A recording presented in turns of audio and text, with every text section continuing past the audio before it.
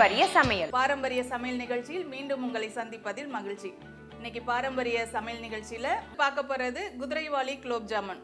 குதிரைவாலி குலோப் ஜாமுன் செய்வதற்கு தேவையான பொருட்கள்: குதிரைவாலி அரிசி, நாட்டு சர்க்கரை, நெய், ஏலக்காய் தூள், எண்ணெய். குதிரைவாலி குலோப் ஜாமுன் எப்படி செய்யுதுன்னு பார்க்கலாம். குதிரைவாலி அரிசி இதுதான். குதிரைவாலி அரிசியை 1 மணி நேரம் ஊற வச்சிருங்க. ஊற வச்சுட்டு 1 கப்பு அரிசிக்கு 2 கப்பு தண்ணி ஊற்றி அரைக்க போகிறோம். நான் ஏற்கனவே ஊற வச்சு எடுத்து வச்சுருக்கேன். இப்போ மிக்சியில் போட்டு அரைச்சிக்கலாம்.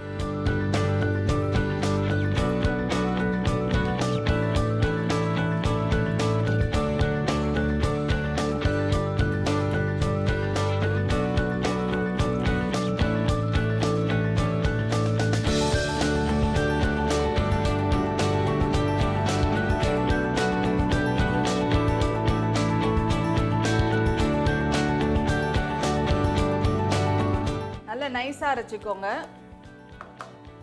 இது கூடவே கொஞ்சம் உப்பு சேர்த்துக்கோங்க. நம்ம குலோப் ஜாமுன் மாதிரி பண்ண போகிறோம், அதனால் லைட்டாக சேருங்க. ரொம்ப உப்பு சேர்க்க வேண்டாம், லைட்டாக சேர்த்துக்கலாம்.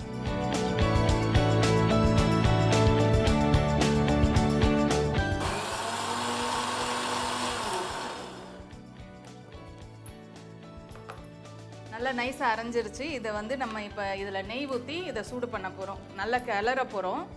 இப்போ ஸ்டவ் பற்ற வச்சுக்கலாம். 2 ஸ்பூன் நெய் சேர்த்துக்கோங்க.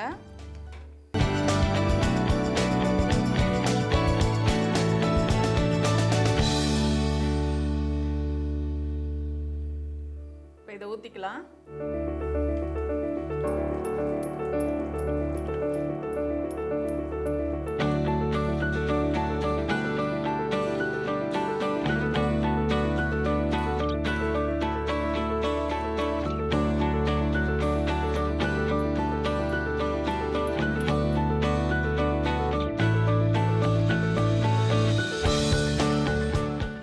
நல்லா அந்த மாவு நல்லா சுருண்டு வரணும். இந்த மாதிரி நல்லா வேக வச்சுக்கோங்க. மாவை கிளறி எடுத்துக்கோங்க. இப்போ ஸ்டவ் ஆஃப் பண்ணிட்டு இதை நம்ம ஆற வச்சுக்கலாம்.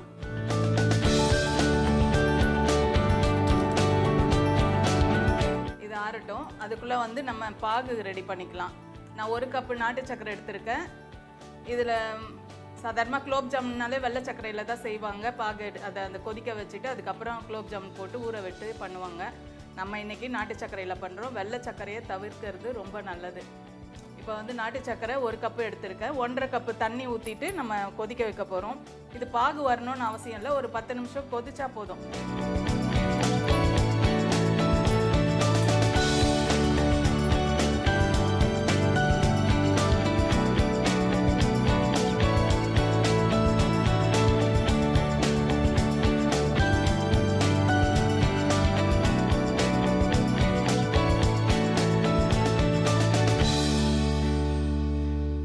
கப்பு தண்ணி ஊற்றிக்கிறேன்.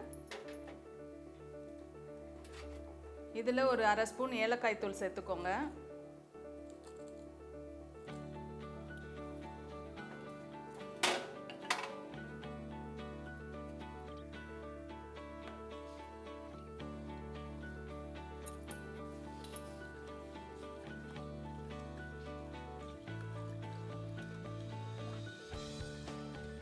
இப்போ இது கொதிச்சிருச்சு.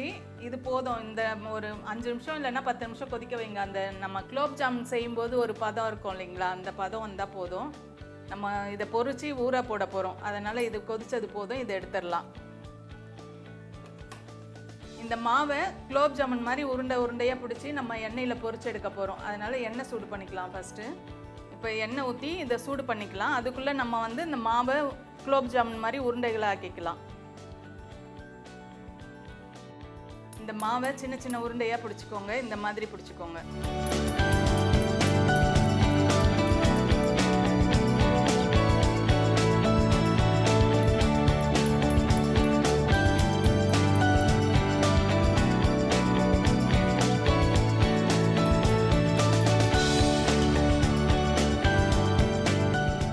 இந்த மாதிரியும் நீங்கள் சிலிண்டர் ஷேப்லேயும் நீங்கள் பண்ணிக்கோங்க. இது கொஞ்சம் சீக்கிரம் வேகும். இந்த மாதிரி பண்ணும்போது கொஞ்சம் சீக்கிரம் வேகும். இந்த மாதிரி பண்ணிக்கிட்டாலும் நல்லாயிருக்கும்.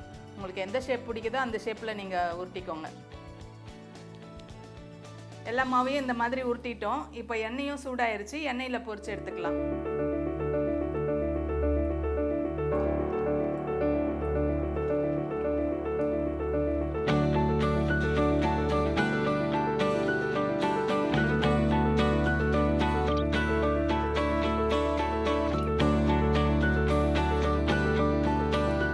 நார்மலாக நம்ம குலோப் ஜாமுன்னா கோவாவில் செய்வோம், இல்லை ரெடிமேட் மிக்ஸ் வாங்கி அப்படியே குலோப் ஜாமுன் செஞ்சு நம்ம தீபாவளியை கொண்டாடிடுவோம். சிறுதானியத்தில் இந்த மாதிரி குலோப் ஜாமுன் செய்கிறது யாரும் கேள்விப்பட்டதும் இல்லை, செஞ்சும் இருக்க மாட்டாங்க. இது ரொம்ப டேஸ்ட்டாக இருக்கும். அதுவும் நாட்டு சர்க்கரையில் நம்ம ஊற போட போகிறோம். ரொம்பவே நல்லாயிருக்கும். ஒரு சைடு வெந்துருச்சு, இப்போ திருப்பி போட்டுக்கலாம். நல்லா அந்த கோல்டு கலர் வர வரைக்கும் பொரிச்சு எடுத்துக்கோங்க. நம்ம குலோப் ஜாமுன் எப்படி பொரிப்போம் அதே மாதிரி தான் இதையும் பொரிச்சு எடுத்துக்கணும்.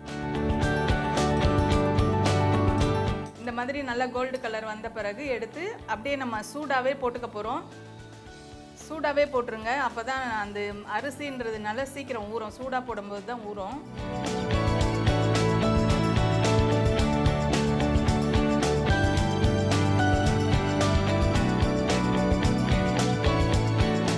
குலோப் ஜாமுனை பொன்னிறமாக பொரித்து இந்த பாகில் போட்டுட்டு ஒரு 1/2 hour ஊற வச்சுருங்க. ஊற வச்சுட்ட பிறகு நீங்கள் சர்வ் பண்ணுங்கள். ரொம்ப சாஃப்டாக டிஃப்ரெண்ட் டேஸ்ட்டில் ஒரு குலோப் ஜாமுன் சாப்பிட்லாம். இது நல்லா ஊறிடுச்சு, இப்போ நம்ம சர்வ் பண்ணிக்கலாம்.